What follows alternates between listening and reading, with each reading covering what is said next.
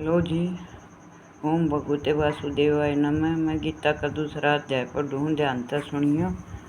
जिस पितर दोष होंगे। जय ओम भगवते वासुदेवाय। जय गुरुदेव की। दूसरा अध्याय शुरू। संजय ने कहा, धृतराष्ट्र। तब श्री कृष्ण व्याकुल चित्त अर्जुन से बोले, हे अर्जुन, अनर्थ के सेवन करने योग्य अपयश कारक मोह है इस समय तुम्हारे मन में कहाँ से आया? तुम कायर मत बनो, यह शोभा नहीं देता। तुम हृदय की दुर्बलता को त्याग कर युद्ध के निमित्त खड़े हो जाओ। अर्जुन ने कहा, हे मधुसूदन, मैं रण में पूज्य भीष्म और द्रोणाचार्य के ऊपर बाण प्रहार कैसे कर सकता हूँ? गुरुजनों को मारकर उनके रक्त से सने भोगों को कैसे भोगूंगा? हम नहीं जानते कि संग्राम में हम दोनों में से कौन जीतेगा। यदि हम जान भी लें तो जिनको मार करके हम जीवित रहना नहीं चाहते वही धृतराष्ट्र के पुत्र हमारे सामने प्रस्तुत है। मैं आपसे पूछता हूँ, जिससे निश्चय करके मेरा भला हो वह मुझे समझा कर कहिए, क्योंकि मैं आपका शिष्य हूँ। मुझे शिक्षा दीजिए। मुझे पृथ्वी का निसंकट राज्य मिल जाए और देवताओं का भी आधिपत्य मिल जाए तो भी ऐसा कोई उपाय नहीं दिखता कि जो मेरी इंद्रियों के शोक को दूर कर सके। हे गोविंद, मैं युद्ध नहीं करूंगा। यह कहकर अर्जुन चुप हो गया। संजय बोला, हे राजन, दोनों सेनाओं के मध्य में खिन्न होकर बैठे अर्जुन ने श्री कृष्ण ने ये वचन कहे, हे अर्जुन, जिसके लिए शोक नहीं करना चाहिए तो उसके लिए शोक करता है और पंडितों के से वचन कहता है। परंतु पंडित लोग न मरों का शोक करते हैं न जीवितों का शोक करता है। यह बात असंभव है। मैं पहले न था और तुम न थे और यह राजा भी न थे, इसके बाद नहीं रहेंगे। जैसे देहधारियों की यह देह लड़कपन, जवानी, बुढ़ापा अवस्था होती है, वैसे ही मृत्यु के बाद दूसरी देह भी होती है। इसलिए पंडित लोग मोक्ष को प्राप्त नहीं होते। हे नरश्रेष्ठ, सुख दुख को समान मानने वाले जिस वीर पुरुष को यह बाह्य पदार्थ क्लेश नहीं देते वह मोक्ष पाने का अधिकारी होता है। असत वस्तु का अस्तित्व नहीं है, सम का अभाव नहीं है। इस कारण इन दोनों को ही तत्वज्ञानी पुरुषों ने देखा है। जिससे सारा संसार व्याप्त है उसको अविनाशी जानो, क्योंकि इस नाश रहित आत्मा का विनाश करने से कोई सामर्थ्य नहीं है। अतः हे भारत, तुम युद्ध करो। जो पुरुष इस भारत आत्मा को मारने वाला तथा जो मरने वाले मानते हैं वे दोनों ही ज्ञानी नहीं हैं, क्योंकि यह आत्मा न तो मरती है न मारती है। आत्मा न कभी जन्मती है न कभी मृत्यु को प्राप्त होती है। नष्ट होने पर भी वह नाश को प्राप्त नहीं होती। जो पुरुष इस आत्मा को नित्य अविनाशी निर्विकार अजन्मा जानता है वह किसको घात करवाएगा, किसको मारेगा?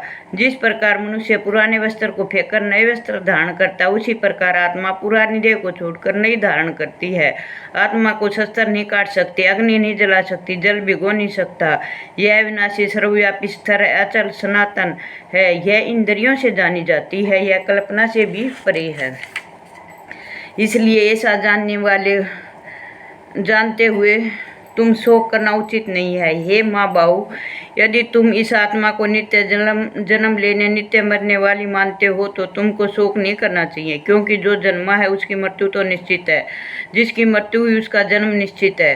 अतः जो बात अनिवार्य है उसके लिए सोच करना व्यर्थ है। जन्म लेने से पहले क्या था किसी को मालूम नहीं, फिर मरने के पीछे क्या होगा कोई नहीं जानता। ऐसी दशा में किस प्रकार का सोच करना तुमको उचित है? इस कारण सब प्राणियों के विषय में तुमको सोच करना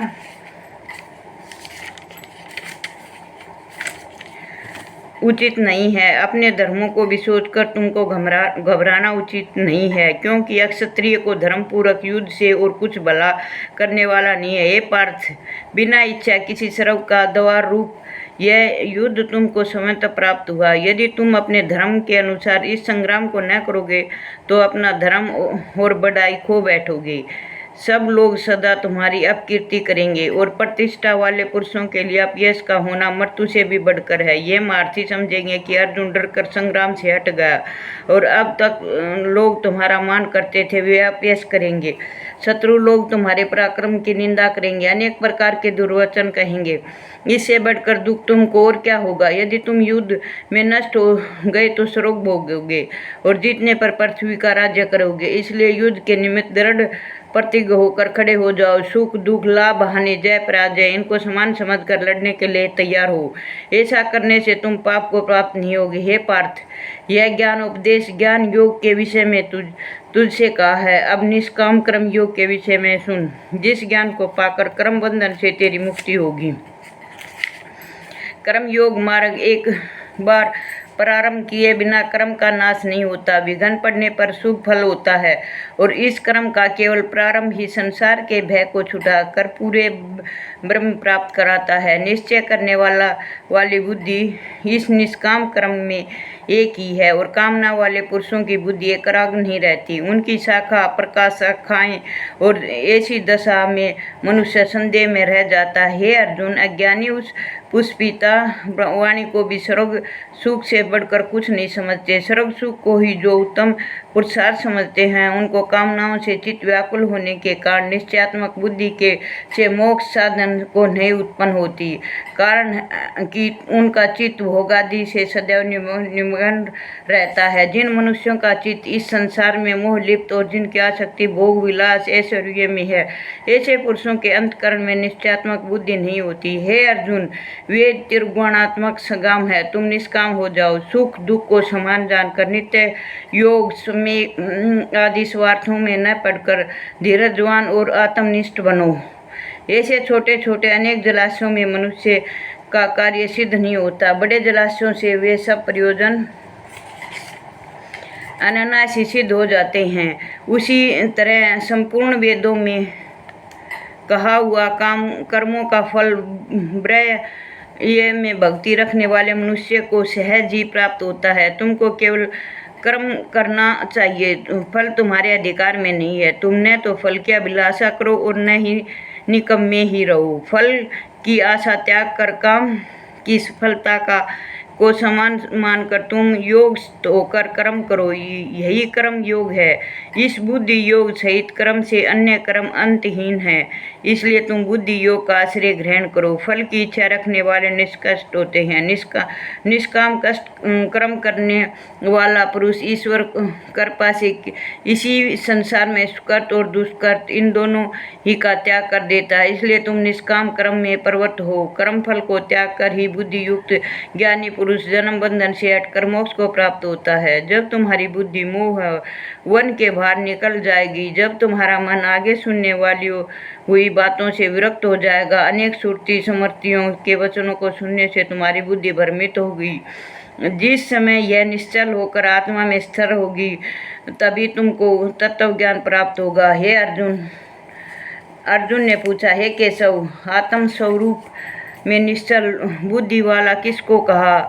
उसके लक्षण क्या है? श्री कृष्ण जी बोले, हे अर्जुन, जो महापुरुष मन की सब कामनाओं को त्याग देता, अपने आप ही में प्रसन्न रहता, उसको निश्चल बुद्धि कहते हैं। दुख में किसके मन को खेद नहीं होता, सुख में किसको आसक्ति नहीं होती और प्रीति भय क्रोध जिसके जाते रहते हो, महात्मा स्थिर बुद्धि वाला मुनि कहलाता है। जो शुभ पदार्थ प्राप्त होने से हर्ष नहीं करता, अशुभ से प्रसन्न नहीं, उसी को स्थिर बुद्धि वाला कहते हैं। कछुआ जैसे अपने अंगों को सिकोड़ लेता है, उसी तरह जो पुरुष अपने इंद्रियों को विषयों से हटाकर उसी की बुद्धि स्थिर जाननी चाहिए। निराहारी पुरुष के विषय में घट जाते हैं, परंतु विषयों में उसकी चाह बनी रहती है। परम ब्रह्म का अनुभव होने पर चाह भी घट जाती है। हे अर्जुन, मोक्ष में प्रत्यक्ष करने वाले विद्वान व्यक्ति को भी प्रबल इंद्रिय बलात्कार से उसके मन को जीत लेती है। इसलिए सब इंद्रियों को विषयों से रोककर मेरे विषय में तत्पर हो जाए। जिसे इंद्रियों को वश में कर लिया है, उसी की बुद्धि निश्चल होती है। जो पुरुष विषयों के ध्यान में रहता है, उसकी प्राप्ति होती है। प्राप्ति होने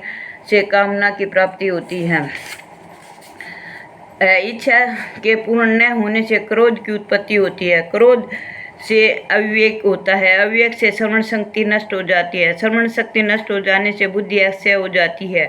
जिसकी बुद्धि का नाश हुआ वह विनाश को प्राप्त होता है। जो पुरुष रोग द्वेष से रहित तो अपने मन को वश में रखता है, वह शांति को प्राप्त होता है। शांति मिलने पर सब दुखों का नाश हो जाता है। प्रसन्नचित्त वाले ही बुद्धि निश्चल होती है। जो पुरुष योग युक्त नहीं है, उसकी निश्चल बुद्धि उत्पन्न नहीं होती। ईश्वर में भावना नहीं होती। भावना के न होने से शांति प्राप्त नहीं होती। अशांत को सुख कहाँ से मिलेगा। जैसे वायु नाव को जल में खींच ले जाती है, उसी प्रकार इंद्रियां उस पुरुष की बुद्धि का नाश कर देती है जिसका मन विषय सिद्धि से इंद्रियों के पीछे लग जाता है। इस कारण हे महाभाव, जिसने इंद्रियों को विषयों में सर्वथा रोक लिया रखा है उसकी बुद्धि शिथिल है। जो सब प्राणियों की रात उसमें स्वयं ही जागता रहता है और प्राणी मात्र जिस समय जागते हैं मुनिजनों की वह रात्रि है। जल से भरे हुए समुद्र में और नदियों का जल भरने पर भी वह अपनी मर्यादा में रहता है। उसी प्रकार जो पुरुष